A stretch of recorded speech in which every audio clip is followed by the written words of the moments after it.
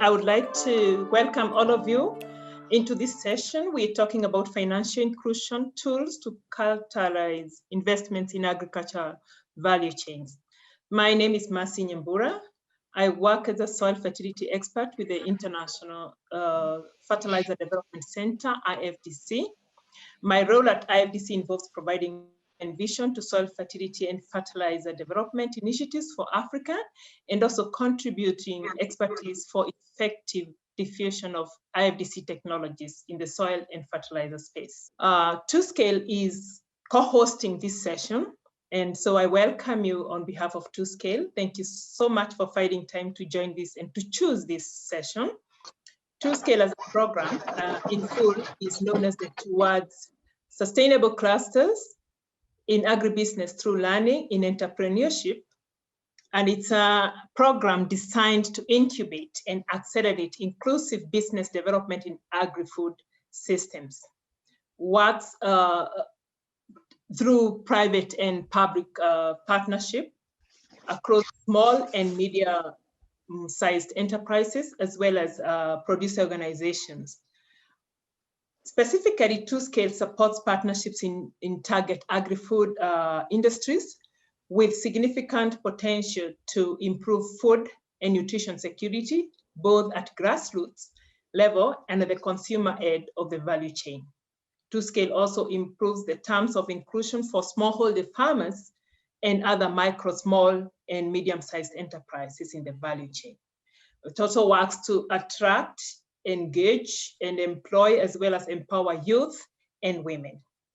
To strengthen these partnerships, TwoScale also collaborates with companies and organizations that provide specific expertise to support the target agri-food value chains. These include digital innovations and platforms that facilitate access to capital and financial services by farmers and agribusiness. So in this session, we will demonstrate the work TwoScale is doing to accelerate adoption of digital innovations in financial inclusion in agricultural value chains in Africa. We hope to share our experiences on what TwoScale looks at when scouting for inclusive SMEs, innovation partners, and what we are doing to support inclusion of smallholder farmers and base of the pyramid consumers. We will also share how TwoScale work is supporting agribusiness partners to cope with impact of important challenges affecting the sector, such as COVID-19 and climate change. We'll also talk about the work we have done in promoting adoption of digital innovations to transform how inclusive agribusiness serves smallholder farmers and supply food to low-income consumers. I invite you to engage with us in these discussions, and once again, appreciate you for choosing this session. We have three parts in this session.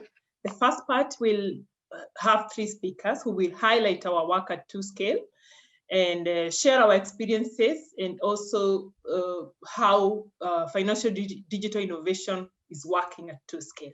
The second session will be a fireside panel discussion where we will engage our panelists from TwoScale and also private sector partners in a discussion themed coping with COVID-19 pandemic and agribusiness perspective. We will wrap up the session with a question and answer session at the end. So we will all be muted during this session and when the speakers are speaking until the end, when we will open up for questions and answers.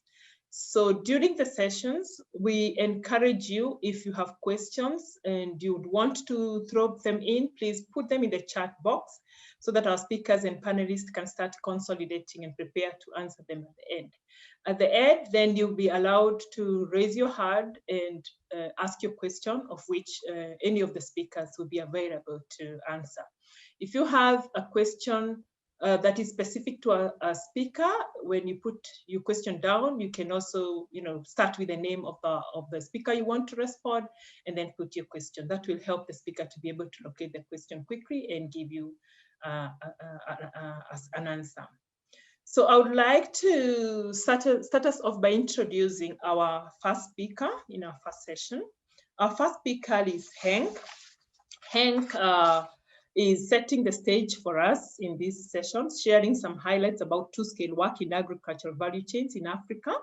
And his topic is financial inclusion tools to catalyze investments in agricultural value chains. Henk is program director two-scale at IRDC. And formerly, he was CEO at the base of the Pyramid Innovation Center, a social enterprise accelerating business-oriented development at the base of the pyramid in close cooperation with SME agribusinesses. Besides working at two-scale and BOP Innovation Center, he is MD and founder of Dutch Consultant and Management in Agribusiness, and also was a former vice president at the Network of Netherlands Agro-Food and Technology Centers. Over the past 30 years, Henk has been involved as project initiator and chief of party responsible for the development, implementation, and setup of numerous large-scale and interdisciplinary programs in national and international public-private partnerships in Europe, Africa, and Asia. At two-scale, he's leading a team in 8 countries to deliver on many food and nutrition security initiatives, and also private sector development indicators through at least 60 private-public partnerships that are contributing to a number of sustainable development goals.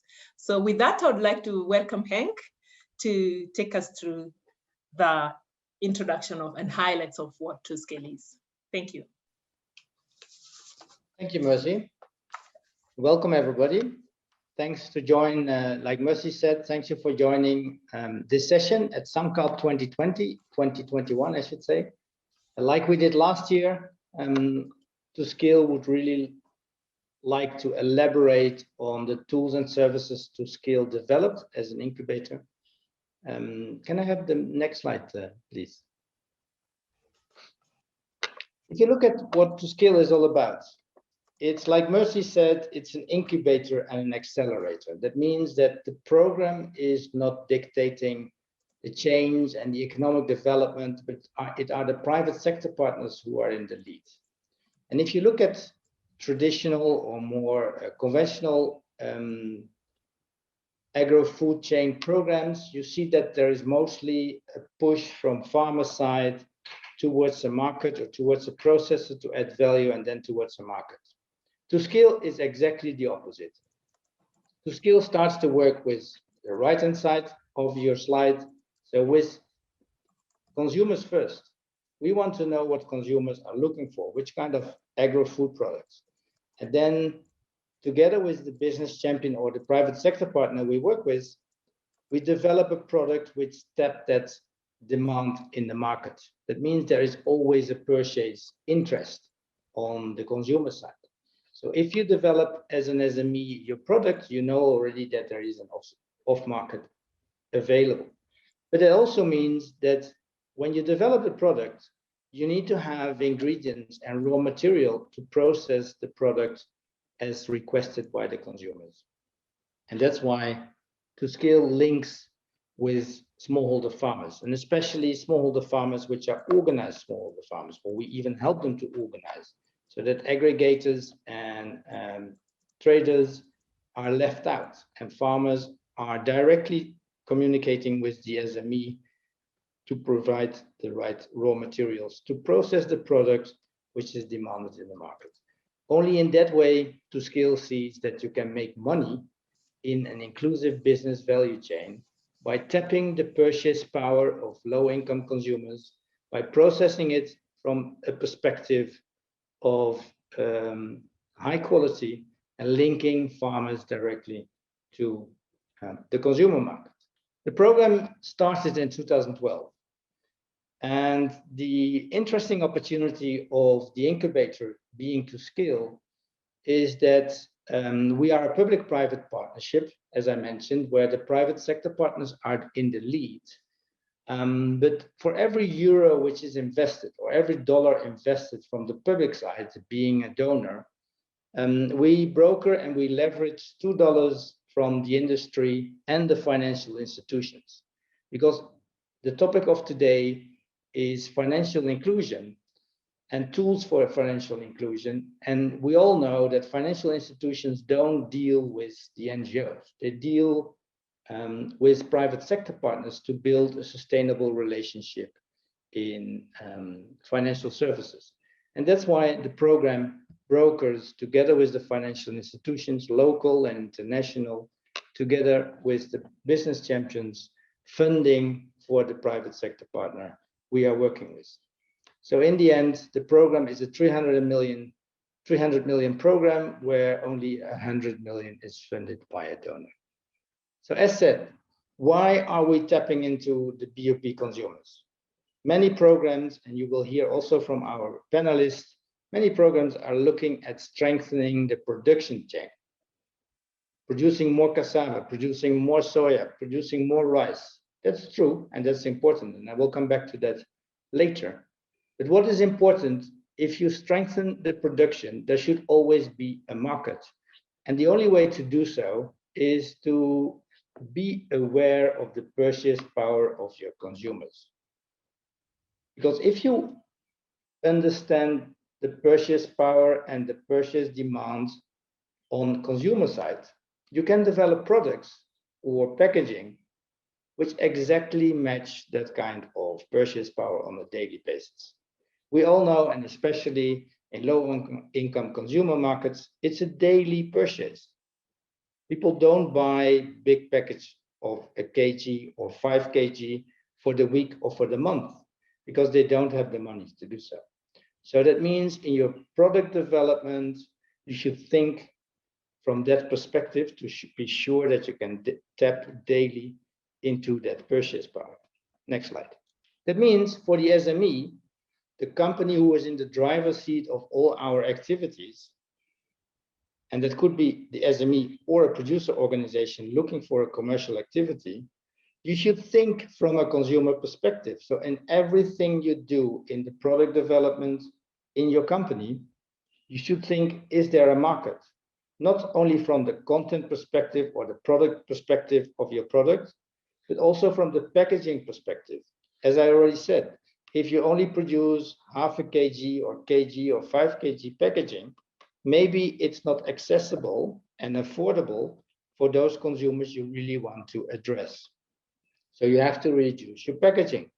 And then you should be smart, because we all know as a business, packaging is a high part of your cost. So you should also be effective in reducing your cost to make a margin out of your product.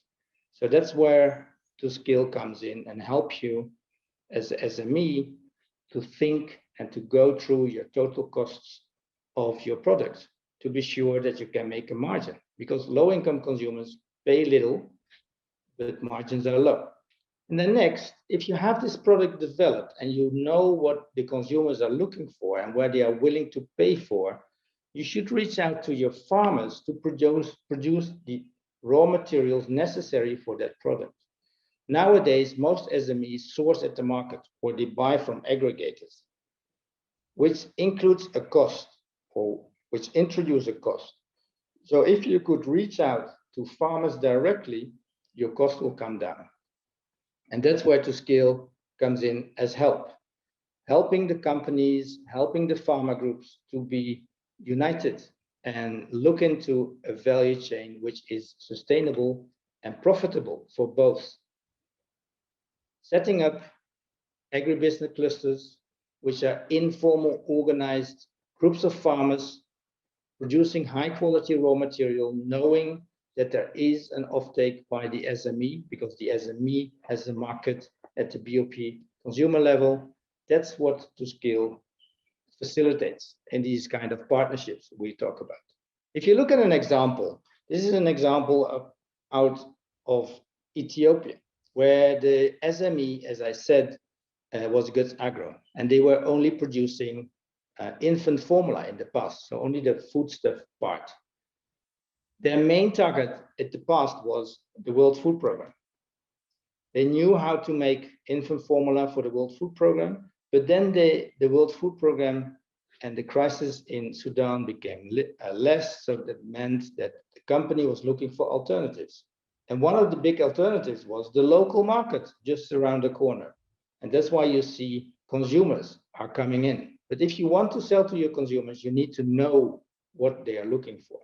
So that's where the program came in to help the SME to understand the market, to understand the consumers, to understand the product demands from consumers. And on the other hand, when we developed the products, it was clear that there was a need for example, yellow maize. Yellow maize was difficult to find in the market. So the company reached out to farmer groups to produce yellow maize and to produce soybeans, to develop these products and to produce these products, which was demanded by the consumers.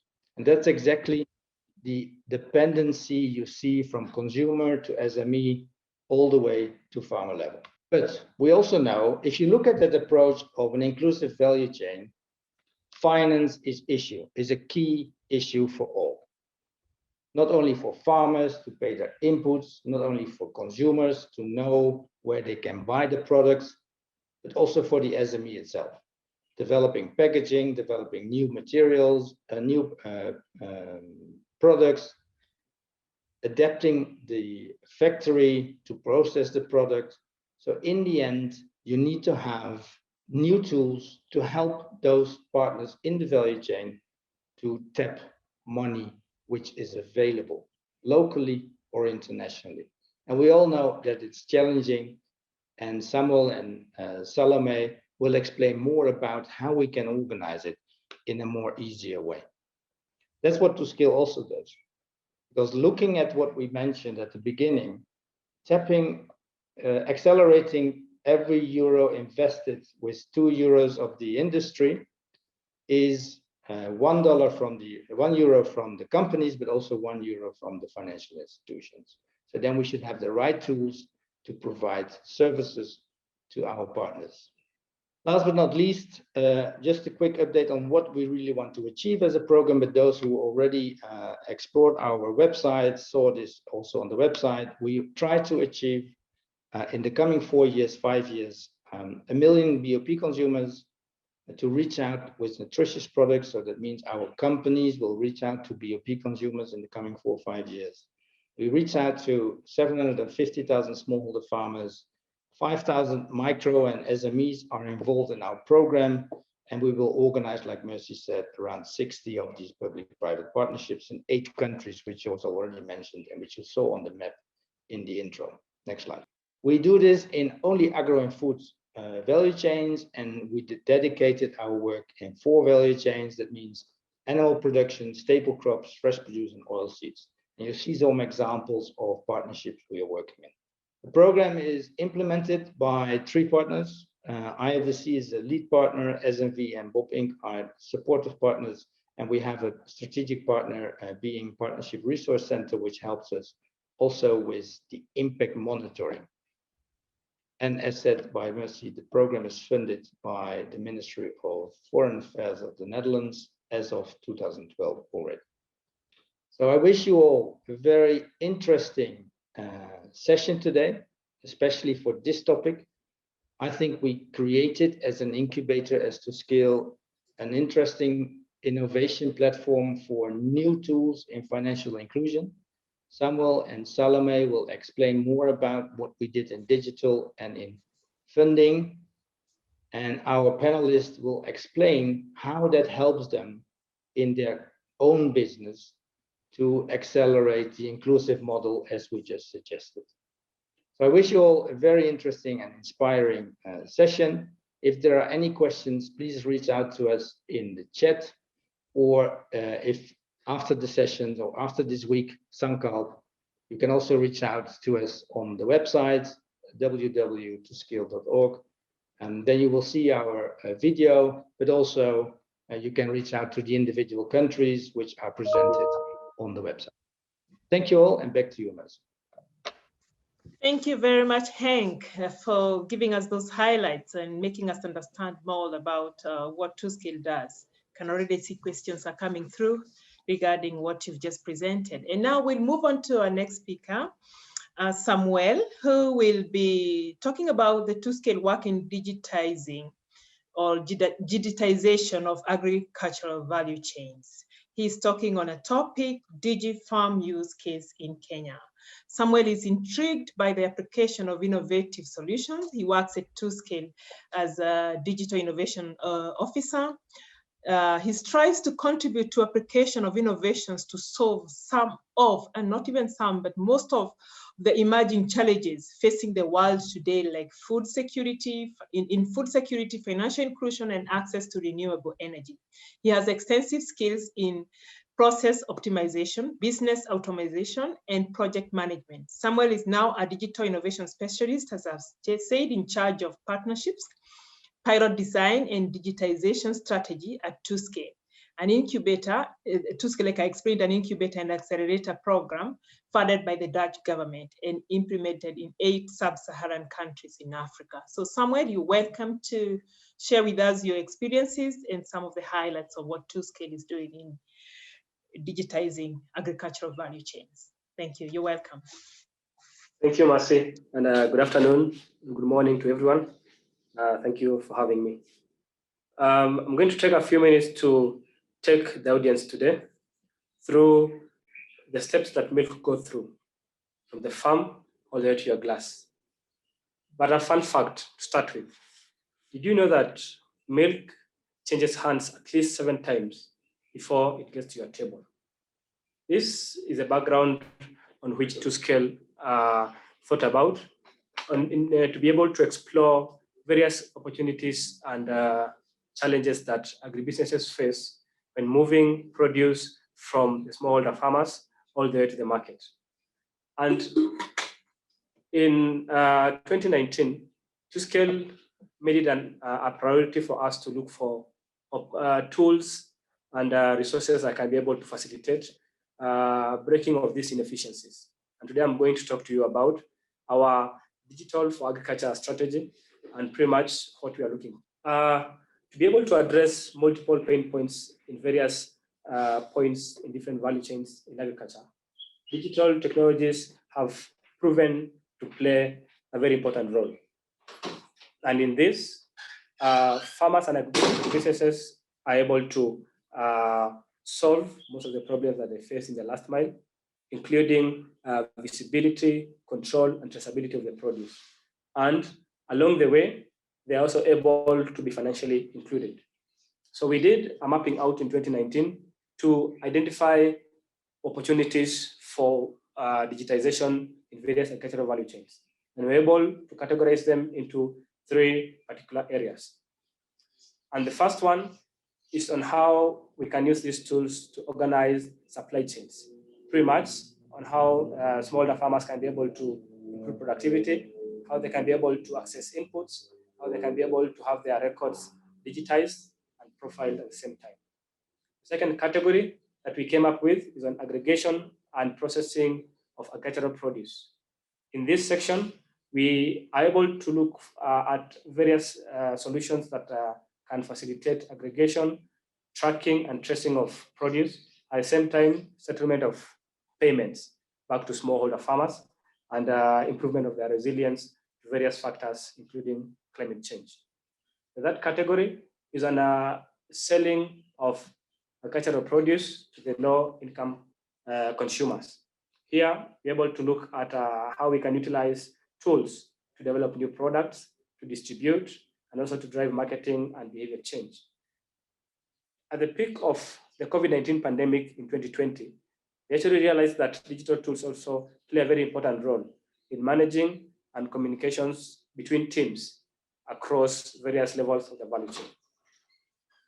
So today, I'm going to present to you a use case of a digital tool that was adopted by one of our partners in Kenya called Kieni Dairy Products Limited. This is a marketing organization formed by 10 cooperatives in a county called Nyeri in Kenya. And the operations mainly are in deep rural areas where there's poor infrastructure and very low network connectivity.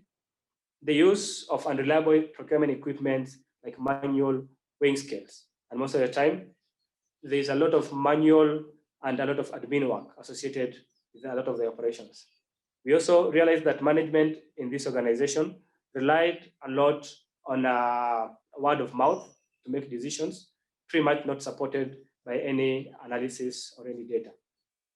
So on this background, we found that there are actually solutions and premium solutions out there in the market.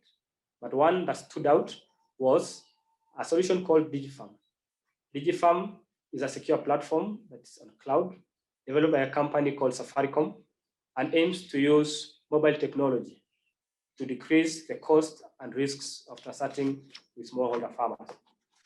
Some of the functionalities that we are helping the organization to utilize include database management and digitization, communication, transaction management, and analytics. So the particular system is being run on Safaricom, the biggest mobile network operator in Kenya, and it's able to serve both low connectivity areas and where there is zero connectivity.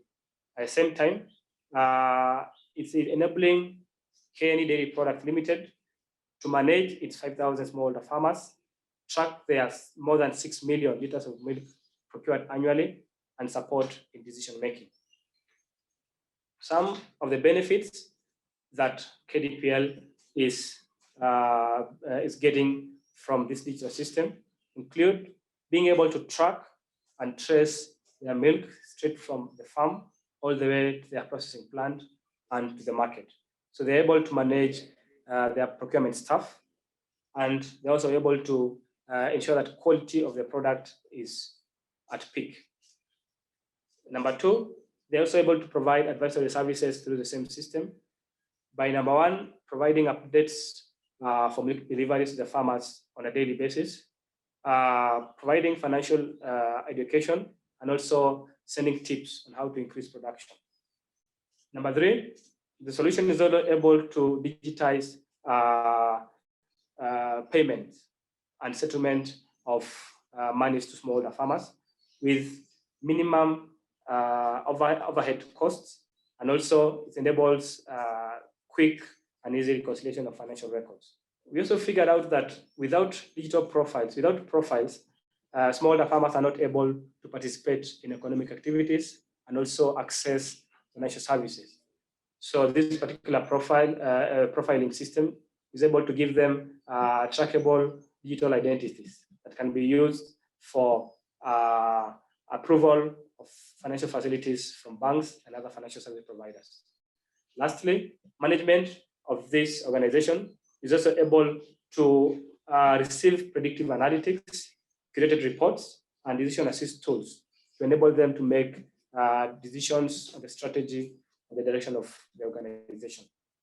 So with this, we're able to demonstrate that digital tools are able to transform how agribusinesses can be able to do business, even in deep rural areas, with the support of multiple actors in the industry.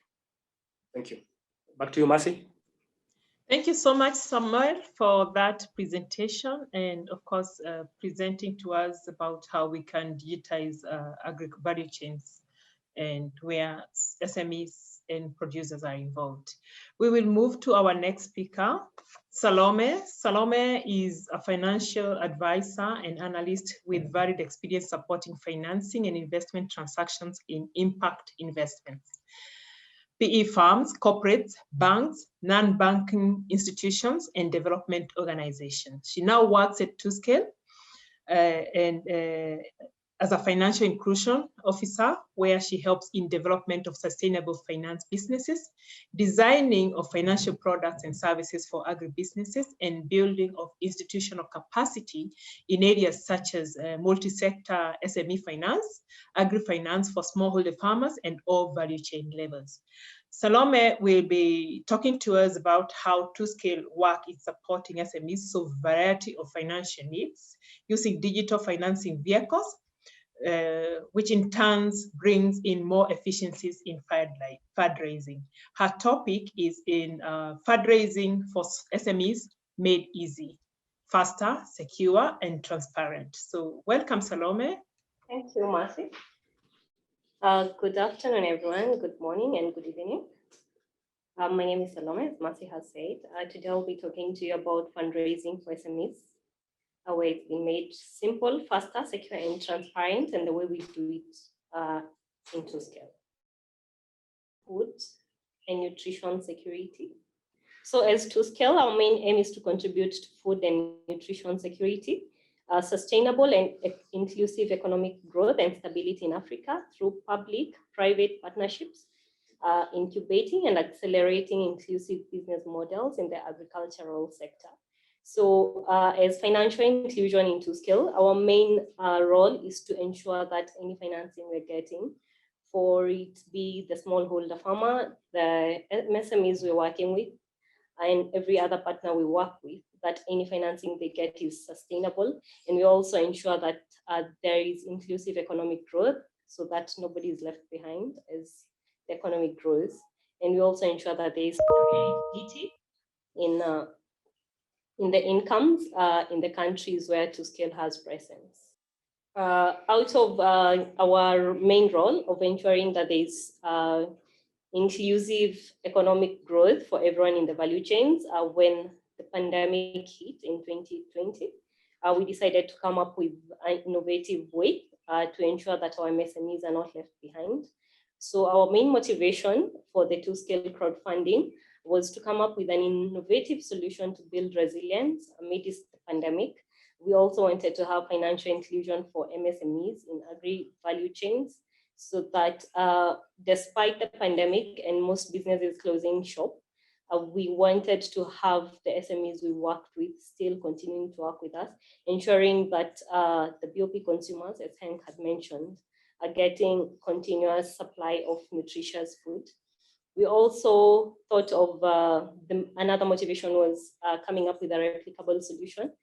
The platform, the ToScale crowdfunding platform, is very replicable.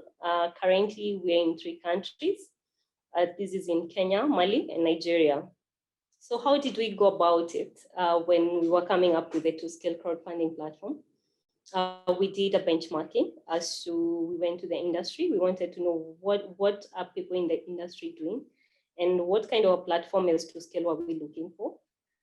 Salome, we lost you again. So we went for benchmarking. I'll restart again. We did a benchmarking where we went to the market and we looked for what are other people offering in terms of crowdfunding. Our main motivation, we wanted to come up with a platform that ensured there was a blend between donations, both from the MSMEs networks, and also a matching from the ToScale programs. This was our main area of support for the ToScale. The other thing we did, we did ideation and designing. We designed the platform. We borrowed a lot from the ToScale program. We also did a secure payment integration in the 3 countries where we had the platform. In Kenya, we had M-Pesa using Lipisha. Then in Mali and Nigeria, we had mobile payment service providers, their funds to the MSMEs they were supporting. Then we invited the MSME to share their pitches. For here, we were very specific. We were working with the MSMEs that are working with the ToScale agri-value chains. We did their interviews and shortlisting. After that, we did the fundraising. We went live. The campaigns were launched. The campaigns were done for a month, where this was a very interactive session between the MSMEs, their networks. As ToScale, we also helped in sharing and campaigning for the MSMEs to our international connections. It was very interesting. At the end of the day, we found more SMEs receiving support from abroad and even from people who didn't know them. Then after that, we did the payment processing for the MSMEs where they received their funds. After that, it was quite interesting to see the impact. This was also guided from the pitches that MSMEs put out there. Most of what we saw happening is there were input starter packs for smallholder farmers.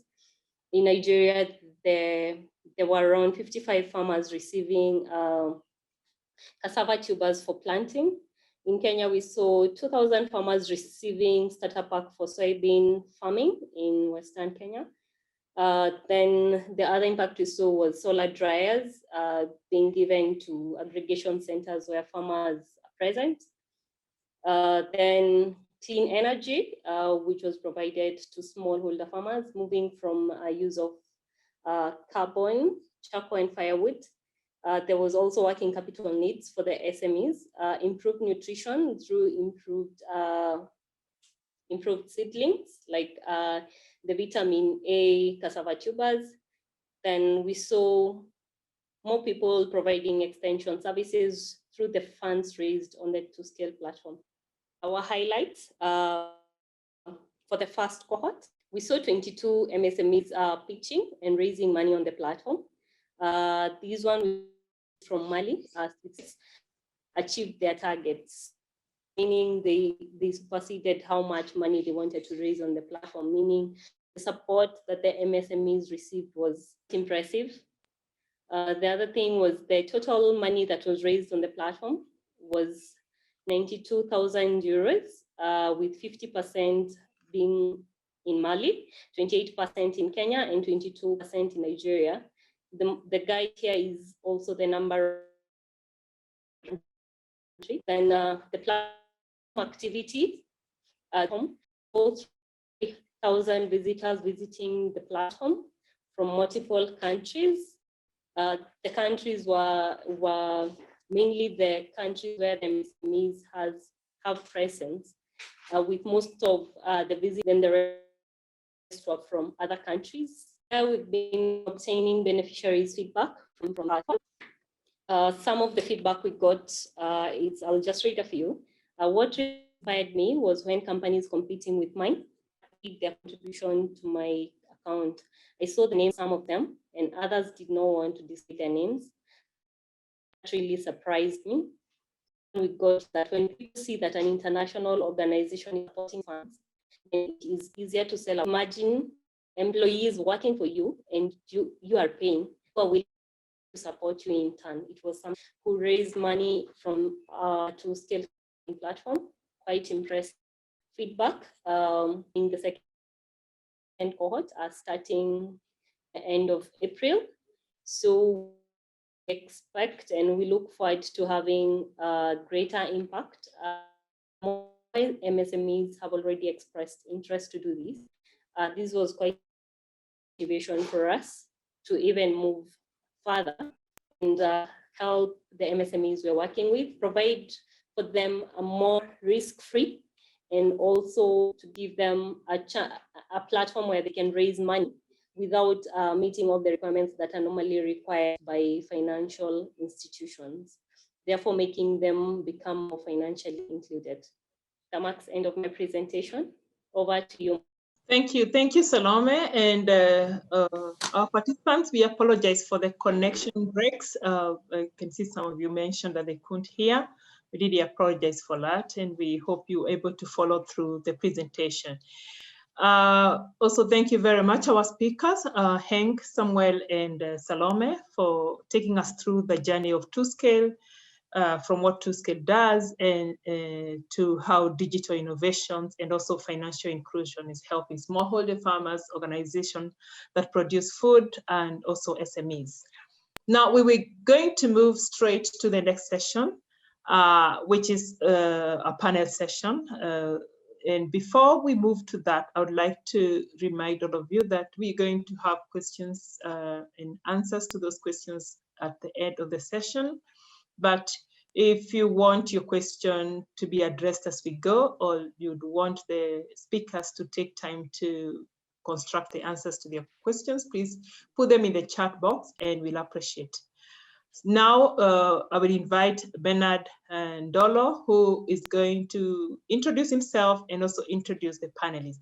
And because we would want to see the panelists, probably I would ask if the rest of us who are not in the panel, if it's okay with you, could you put the video off so that we just have the moderator for the panel and the panelist?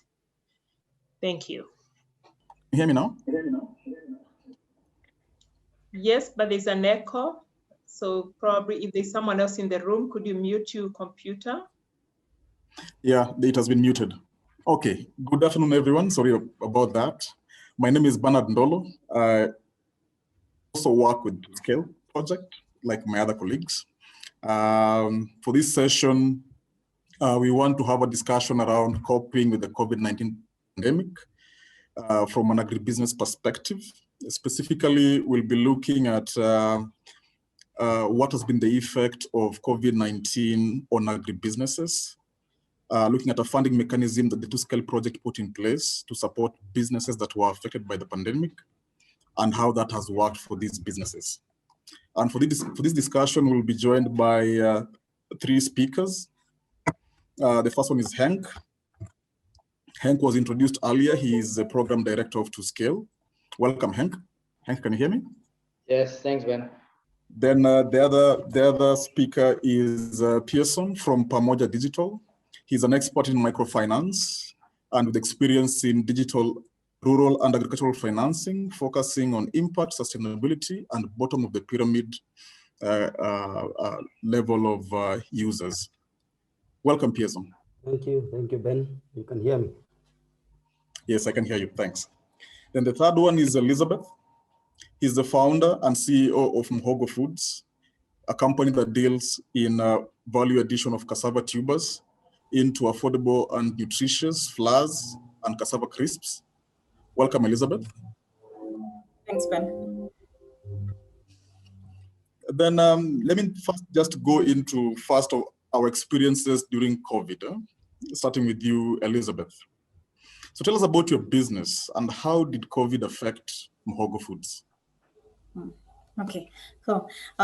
Thanks a lot, Bernard, again, and thanks for having me in this panel.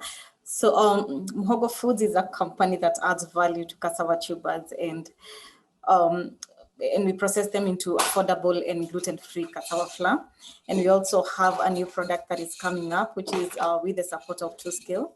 So the new product is a blend of cassava and maize flour. So that product should be out within a week. Say by end of the week, you should be having a product. So that's an exciting product. It's something that we've been waiting for. And with this product, we foresee that it will maybe have over 90% of our sales will be coming from this product. And we are also challenging the existing ugali or just maize-based ugali and bringing you a more nutritious and ugali that has better taste, and that is with the support of Scale. So the other question was how COVID has affected our business, right? Yep. So with regards to COVID, so when COVID hit us, obviously everyone was in shock and we didn't know what to do at that time. So first of all, during the first months of COVID, our business was really hit because our sales went down very much. But with time, we got used to the situation and we came up with new methods of doing delivery and just making sure that we are keeping our consumers safe. So we came up with online delivery models. And sometimes I can say it has affected us in a negative way, but it has also affected us in a positive way, in that we have come up with very innovative models for dealing with our consumers and also making sure that they get the products. But from the other perspective, maybe in a the negative way, first of all, when we had a cessation of movement, we were not able to move products on time across counties. That is from the source of our cassava tubers, which is in Busia, all the way to Kiambu, which is a long way. So we had a delay in delivery of our raw materials and also delivering the final product to the consumers or to the retailers was very, like we had a challenge with that because all the processes that we were used to had already changed. So we had to work with the current processes that have been put in place. So that's how we were affected. Yeah, interesting that there were new opportunities that came with it, but also quite sad that also the businesses face challenges in sourcing the raw materials and also in distribution. You mentioned something about going digital, and this one I want to go to Pearson. COVID-19 actually presented a need for businesses to find alternatives, and digital was one of those solutions that were put out there. So what does Pamoja Digital do? Does that digital help businesses to go digital? And was COVID-19 a challenge or an opportunity for Pamoja? Thank you very much, Ben, for having me in this program. I would say that Pamoja Digital is a credit-only microfinance institution which operates in six counties across the country. We project our products through group and individual lending to our customers.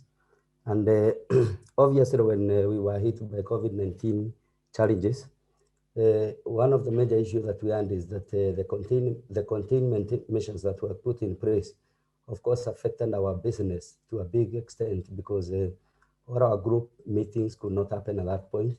And therefore, we were faced with a scenario where we have customers with our credit out there, but we were not able to reach out to them. And of course, we also had the other challenge of having staff with us, but they cannot be able to do their core business of going to group meetings and organizing farmers and ensuring that the loans were being paid and of course others disbursed. So when that happened, of course, as a business, we had to quickly sit down and see how we were going to get out of that challenge. And one of the things that we did, one of the decisions that we made actually is to ensure that we remain open and of course continue servicing our customers and retain the staff that we had. So for us to be able to achieve that, then we had to quickly switch off to digital modules that were going to help us achieve that. Because at the end of the day, we were not able to meet with the customers physically, but then we had to continue engaging them in one way or another to ensure that they were able to continue repaying their loans for those who could. So we actually came up with innovative digital SMSs that we were using to interact with our customers. And sometimes we had to actually form WhatsApp groups between our customers and the loan officers, just to ensure that we would continue offering the digital services. We could continue offering our services to the customers, but digitally. Yeah, thanks, Pearson. It appears that not only businesses that were dealing in products, but also those in the service sector were affected by this pandemic. Coming to you, Henka, there were several calls from government, from business communities to support businesses to cope with the pandemic, and that TwoScale works with agribusinesses. So beyond, now if looking at TwoScale as a whole in the several countries where it was operating, what were some of the main challenges that TwoScale observed among its business partners as a result of the pandemic? Yeah, thanks, Ben. Good question. I mean, already in March, TwoScale conducted a survey among our business champions to understand what the main challenges of the pandemic were. And what we learned was that due to the lockdown in many countries, consumers bought less. So that meant that there was less money in the market because you could make less money. That was one issue. Second was that distribution, like what was mentioned already also by Elizabeth, was a challenge because you couldn't communicate between counties. So you could not get your raw materials, but you could also not get your deliveries to your clients, which reduced also the profitability of the business. And last but not least was working capital, because you still had to source your farmers or your contracts to source your product, and you had to pay them, but you did not get any income. So these three elements were crucial, and that's why we came up with solutions like the crowdfunding platform, but also we were looking into opportunities for working capital. Back to you, Ben. Thanks, Henk. And now a follow-up to that, because like you say, along with those three challenges, there was also the uncertainty of how long the pandemic is going to last, but also the urgency to rescue businesses that were facing challenges and possibly collapse as a result of the pandemic. Why was crowdfunding an appealing solution in this situation? The one that TwoScale pursued. Yeah, good question. And I agree. And the question you raised was also raised to our companies at that time. And many saw that we're very opportunistic, and that's exactly the African mindset, because in Europe we see that companies were much more reluctant about the length of the pandemic. But when we reached out to most companies in March and April, most of the companies thought it would be 3 months. 3, maybe 5 months, 6 months, which it would affect their direct business. But why we came up with the idea of a crowdfunding platform sourcing from local crowd was that there are existing models with international partners, but what we saw is that there are still family members, network in your direct environment, which do have a bit of money. And so what we wanted to provide was direct cash in local currencies to those who were in need of working capital as a business to continue operations. That was available around the corner and not having all difficult administrative processes with financial institutions. Yeah, certainly. I see that it was the idea of making the process of getting credit faster was a core thing around the crowdfunding, quite interesting. Now to Pearson and Elizabeth, you participated in the crowdfunding. What made you participate and what has the fund done for your business? We can start with you, Pearson. Thank you, Ben. I would say that once we made that decision to remain open and retain all our staff, we also made a deliberate effort to ensure that we provided the relief to our customers. Because ideally, and also to a big extent, they had closed down their businesses, and therefore they were unable to raise installment to repay their loans, and even to some extent, eating was a problem. And therefore, we had to quickly make a decision as a business to probably give them relief by extending their repayment period and giving them repayment holidays. Of course, what that meant to our business is that it strained our cash flows to a great extent, because remember, customers are supposed to be repaying their loans. They are not meeting anymore, and they are not paying. So at the end of the day, whatever we were expecting back as referrals is not coming. At the end of the day, we are also extending more loans and more reliefs to them, meaning that even what we earned in the reserve, we had to give it out to the customers. And at that point, at that specific point in time, not very many financiers actually were willing to discuss loans or even advancing cash to any enterprise at that point. But then we spoke to our partner to scale, and the program, actually the crowdfunding program, was actually being set up by Salome and team, and we found it a very good opportunity to talk to our partners and talk to our business friends, of course, and be able to crowdfund so that we were able to get a matching fund. And exactly that is what we did. We took the idea and we really pitched for it to our customers. And we were lucky that quite a good number of customers and partners and friends were actually willing to listen to us, and they were able to put in something. So eventually we were able to raise about $7,000 and through that program, and it really came in hand in supporting us to ensure that we meet our cost. Remember, we have staff that we are supposed to be paying. So part of that money was used to pay staff salaries. Part of it also was used to disburse to build our own book, because by then nothing was moving at all. And I would say that if that never came at that point, I don't know what could have happened to the business, because it really supported us. And the beauty of it is that we were able to achieve it within a record time, and there were very minimal requirements, because I believe the main requirement was our ability to pitch and be able to sell the idea to our customers. So we didn't have to go looking for guarantors and looking for securities to guarantee and so on and so forth. And I believe that it was well deserved at that point. And we can only be grateful as a business that it was able to push us to the next level. And of course, we were able to achieve our objective of not closing down through the support that we got from TwoScale.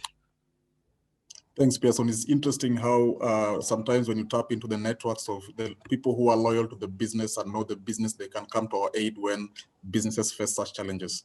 Now to you, Elizabeth, you also participated in the crowdfunding. So what made you do it? And what has the fund done for your business? Okay. So so we were already planning to do a crowdfunding campaign, but when we were shopping around for crowdfunding platforms, most of the platforms are not meant for the African market, and most of them will tell you like the business has to be registered in the US or somewhere in Europe. But we also have crowdfunding needs, and we couldn't find a suitable platform. And when Salome reached out, I was like, I think you've been reading my mind, because I already had an idea of exactly what I wanted to do with regards to fundraising, and also what I wanted to do with the money. So for me, it was very easy to plug into this platform and also get my idea out there for people to start contributing. So what the funds that we got from the platform, what they did for the business is that they really helped us to, in terms of cash flow, because when you decide to purchase something like a solar dryer, it's not, most of the times as a small business, you don't have money set aside. But this helped us not only to get the solar dryers, but it also gave us a global visibility for the business. So we got more customers being interested in the product, and we at least got that visibility and people asking like exactly what do you do and how can we help apart from giving you money. So how else can we help? So can we give you business advice, or can we help you get more investors? So that's what the platform did for us. And how much did you raise? We raised around, I think we raised more than, I can't remember the exact figure, but we raised more than 500,000 shillings. And also now to scale matched the same with around 300,000 shillings. Okay, interesting. Now, Hank, from what the sentiments I'm getting is that one of the things that the crowdfunding did really quite well was the ease with which businesses could raise money on the platform. Also the speed with which it could do it. From what Salome has just presented before, there's going to be a second cohort. Are there any changes that are going to happen in the crowdfunding mechanism to make it better or different in the second cohort? Well, there are not any changes in the platform itself, so the setup will be the same. We are targeting more companies. We are looking for 50 companies in our 3 countries where we're active. And we also look into how can we make this a sustainable model, because for now,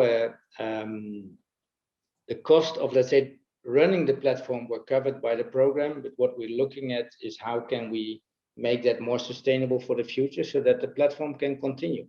And we're not dependent on let's say, program funding, but that it becomes a normal, like all the international platforms, that it becomes a normal way of sourcing of funding. And that means that there will be a small cost, like we're all used to M-Pesa. If we transfer money to somebody, we pay a small fee, and that will also be the way forward for the crowdfunding platform, so that both sides know that they have to pay a small fee. But then in the end, you have the platform itself, because what Elizabeth and also Pearson already mentioned, it created the possibility to tap into funds which were available in your network and your friends, which were willing to commit to you as a company, and maybe 1,000 bob or 500 bob or 10,000 bob. But what it made easier, the platform facilitated that transfer of money without having substantial additional cost like you normally have when you go to the bank. Yeah, sure. I think going by what you've just said, yes, looking at sustainability of such platforms in the future, that also brings me to the other thinking around it, is that this pandemic was something that came a bit of, it wasn't expected. And it also presents a need of businesses to put in place mechanisms on how they cope with such shocks financially in the future. So what are your thoughts?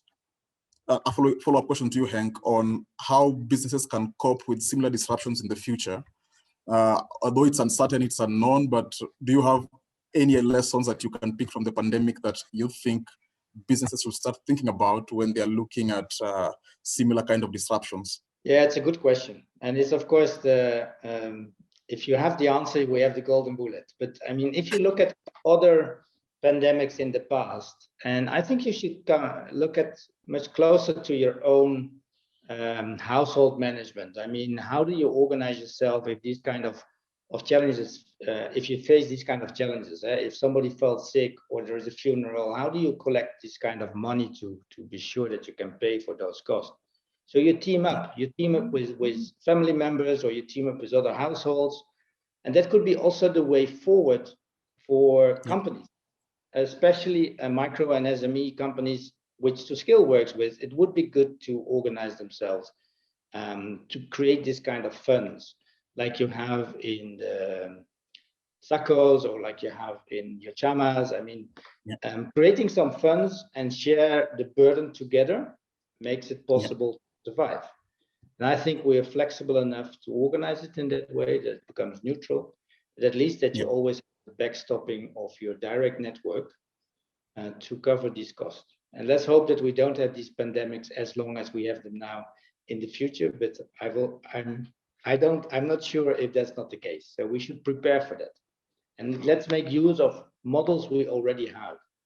Because I think we are trying to make financial inclusion far too complicated and far too administrative, while we need cash and support for now easily accessible so that small and medium enterprises can survive. Because the model and the business model is good. Like Elizabeth was mentioning, when there was no crisis, she would grow. So now the question is, how can people help her to overcome this burden so that you know that after the pandemic, she can fly based on what she's looking for. Yeah, interesting there. I think I also want to agree with you on the power of businesses coming together to be able to cushion each other when such occurrences come. And maybe to you, Elizabeth, looking from this experience, how are you bracing yourself for the future? Hoping that this never happens again, but sometimes the uncertainty in the business field happens. So do you carry any lessons on how your business would want to prepare itself for similar kind of disruptions? Okay, so in the future, we are all hoping that nothing like this will ever happen in the future. But what I've learned, and also what we've learned as a business, is that we should be ready for change. So whatever happens, we've learned that we shouldn't stop, or we shouldn't freeze, because that's what we did in the beginning of the pandemic, in the first like 2 or 3 months. That we just froze and we were wondering what to do. And I was there wondering whether I'll be able to meet the payroll of the people that I work with. But we should be ready for change, and we should be thinking of what would happen, or how would we continue with the business in case this and this happens. So I think the only thing to do is to be ready, and also to be flexible for change, and don't just conform, or don't be too rigid while working with the current processes that you have. Have room to bend yourself and change and go to whatever direction that the situation takes you. Okay, thanks. Pearson, how are you prepared for the future?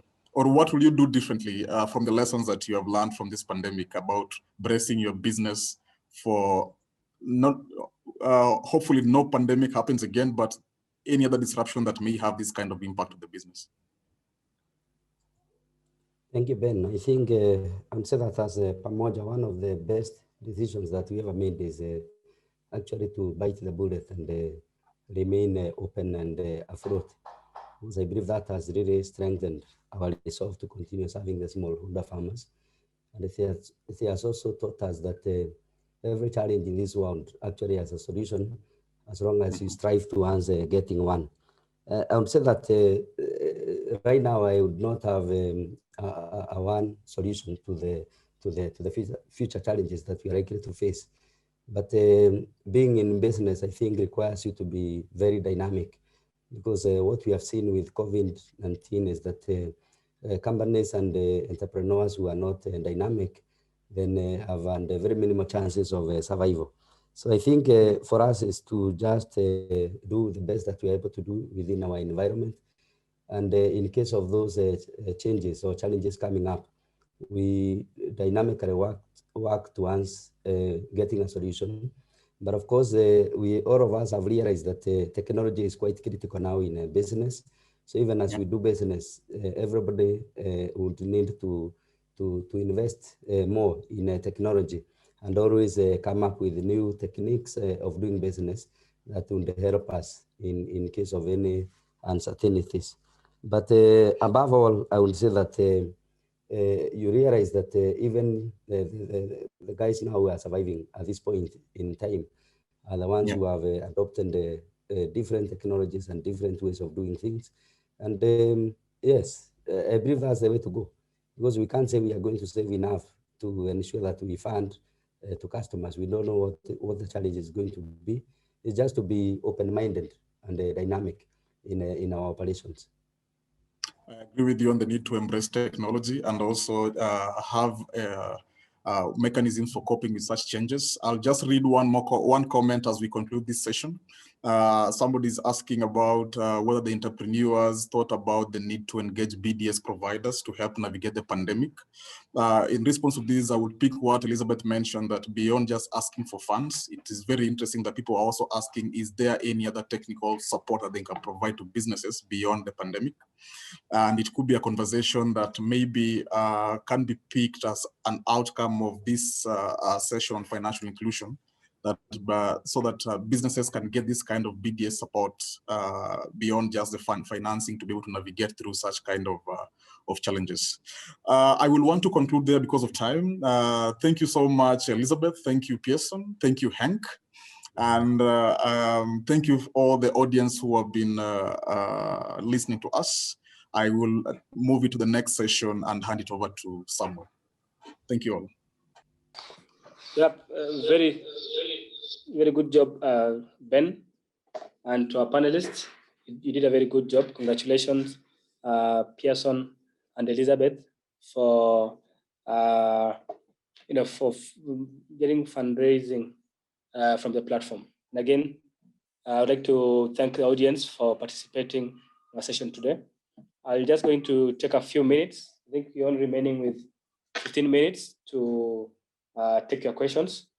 So please remember, you can post your question on the chat. We want to direct it with any particular panelist or speaker. Just mention their name there, and they should be able to get back the response. I'll start with the first question. This will go to Elizabeth. And Caroline Alango from Dash Crop Limited, a company that manufactures wholemeal and nutritious flours from high-value climate-resilient crops. They target POP market, and they are facing a great challenge in cost of distribution. So she's asking if you have any advice on how this can be reduced or managed. Elizabeth? Okay. Thanks a lot, Cara, for that question. So in terms of the cost of distribution, our cost of distribution is still very, very high. Sorry, Elizabeth, we can't hear you. Sorry. Can you hear me? You're out again. Okay. So for Cara, our cost of distribution is also very high on our side at the moment. But I think the cost will be lowered with time, especially when we start moving volumes. So the way we are trying to do right now is to reduce the cost of distribution is using distributors. So especially when you go to the BOP, you'll find maybe a kiosk is asking for maybe 1 or 2 kilos of flour. So instead of taking that 1 or 2 kilos of flour directly to the kiosk, you use a distributor which is next to the kiosk. So the distributor will move volumes to the kiosks around them. So that's one model that we're using. We're also using other digital platforms such as Copia or Ducare, which are platforms that will help us use the digital a digital model to help distribution, especially in the BOP. But we're also exploring more methods of reducing the cost of distribution, because sometimes you're even selling to places like Mombasa or Kisumu, and you find that the cost of transporting our products from here all the way to Mombasa or Kisumu is very high. But transporting them in bulk and also using distributors is helping it to be cheaper, but we can still reduce that cost on our side. Great. Thank you, Elizabeth. The next question will go to Henk. And then I think you'll give us a regional perspective on this because Pearson, I think, mentioned a local perspective on it. The question is, do you think the pandemic has better prepared SMEs to similar disruptions in value chains? A very interesting question, Samuel, thanks. And like Elizabeth and also Pearson already mentioned, companies, especially those who are now growing and seeing their business grow, means that they are adaptive to the situation. And I think that was the learning we got from the last year, is that especially those companies, which were willing to adapt their way of working, entering into digital marketing or entering into different digital sourcing methods, digital payments, were really building a new business model. And they were able to succeed in working with the pandemic and then still grow in their business. So yes, what I see, and that's not only in Kenya, but it's in all countries where ToScale is active, the companies which were really adaptive to new innovations and especially digital, but also ways of new distribution, are successful. And they are able now and more adaptive to new pandemics if they come in, because their business model changed. Back to you, sir. Great. Thank you, Hank. I think the next question, you'll also take it as well. Have you seen change in funding strategies by donors and investors given the pandemic, especially those investors in agribusiness? Hank? Question to me? Okay. Yeah, I saw some changes because we know that many donors and many experts are not allowed to travel. So we should focus much more, and that's what you see nowadays in the donor community as well. We should be much more closer to the business itself. If you want to strengthen local business, you should work with local business service providers, with local finance institutions, and that's what I see happening. On the other hand, I see also that donors are interested to explore new ways of finance, where now the money goes into support services and technical support like ToScale is providing. You could also provide, and that was what the crowdfunding platform clearly stated, if you provide small grants to companies to overcome these kind of pandemic shocks, companies are able to continue business. And it's a bit what we also see in America and in Europe, where the governments are funding support services towards companies which are closed due to the lockdown and due to the pandemic. If you do the same as a development organization or as a donor, and you provide startup funds for companies in the business locally, you could help them to grow the business when the pandemic is over. So yeah, that kind of change in thinking. Do you give money to technical support or do you give cash to business development? That's one of the things which will be a topic for the future, when also the donor community will reflect on how do we mitigate and how do we adapt to these kind of pandemics in the future. Back to you, Sam. Thank you, Hank. I think just a last question to Elizabeth, I think. I know you've been a beneficiary of various funding instruments before COVID. So probably you can give your perspective as a young woman in agribusiness industry, and how has it been being able to access those funding instruments now post-COVID, and also how has it been for you? Elizabeth? Okay, thanks, Ben. So in terms of Sorry, I'm next to the road. So in terms of the difference between before COVID and now after COVID when getting funding instruments, is that when you're planning for that fund that you're getting, you now think about it in a different way. Now you think whenever you're planning for something, you plan based on the current situation of COVID. So if I got this fund, how would COVID affect 1, 2, 3? And that's the difference that we're seeing with regards to before COVID and now during the COVID pandemic. The planning has definitely changed. And now you have to also think about the people that you work with. So how are you going to keep them safe? How would they be affected if they were going to travel from one place to another? And how would you ensure their safety and ensure that they're not affected also and their families are not affected?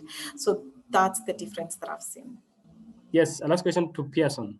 I know you have a company that is fully digital, and that has given you an edge over traditional financial service providers. Probably you can give us an experience in you working in deep rural areas, and how has digital technology supported your expansion? Thank you.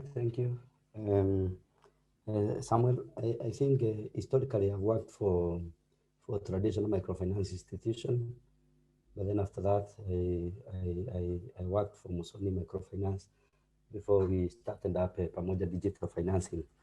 And one of the big difference between traditional and digital is that when it comes to product offering and ensuring that customers are getting their service real time and of course get value for their money, then we have been able to achieve that as a digital platform. Because ideally, if you look at how the traditional microfinance work, there's a lot of challenge and more so in terms of distribution. Because you realize for you to be able to serve customers, then you have to be physically present in the areas that they are operating. But for us and our digital platform, we realize that we are able to work with farmers and customers across the country, because we are able to reach them digitally. We are able to do trainings, and we are able to do loan disbursement, and we are able to do loan collections with these customers, but digitally. I would give an example of Migori, where we have partnered with we have partnered to advance credit to soybeans farmers. Of course, starting this season, we realize that we do not have a branch in Migori, but yet we are able to proceed and do the same through the digital platforms that we have been able to develop over time. Thank you, Pearson.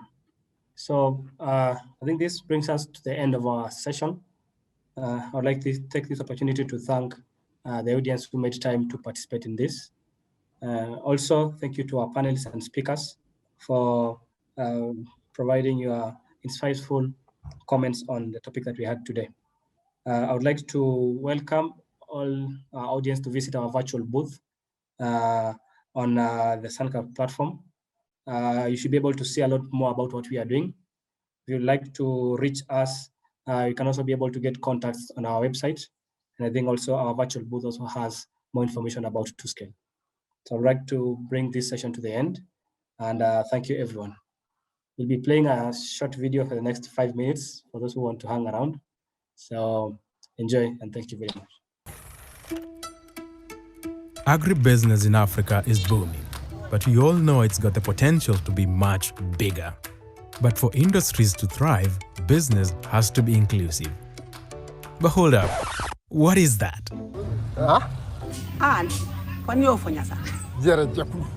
ገበሬ ሆኖ ወይም ደግሞ ሁሉን ነገር በሬም ያለውን ነገር ፍየል ሁሉን ነገር አሟልቶ ያቀረበ ገበያ ላይ ማለት ነው። A lot of jargon is bandied about, but at the end of the day, inclusive business is all about small-scale farmers and entrepreneurs developing more sustainable businesses that include or benefit low-income communities, also known as the base of the pyramid. Sounds simple, huh? Not quite. Ati ambalo ati sorala. Jaba fere ko kele sankono.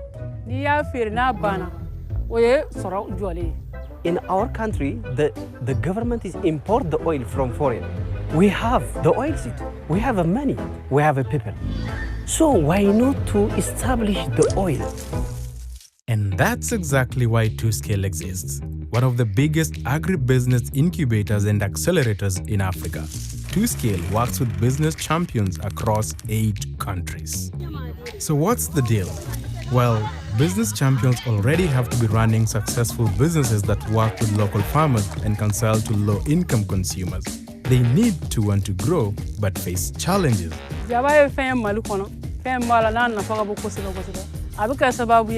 Abuke fair belajira abuke sababu ya kongo barada nokoya kosebe ka dundawla kosebe abisena sa kono shiye kilempew do jabaka noko do da ka gem bo ne ko ni fedro desade ni jabanu nde bo kofa kana. In this particular case, 2Scale, through its tailor-made approach, created partnerships resulting in new seeds whereby onions can now be grown in the rainy season. À travers Damassa, on a connu l'oignon du Suez qui est cultivable en saison de pluie et en saison chaude. Et ça a permis d'augmenter notre production de qualité d'oignon en quantité et en qualité. Business champions are diverse, and so are the products and challenges they face. And that's why 2Scale is unique. Its support is different every time. For example, in Ethiopia, a whole new product has been created. We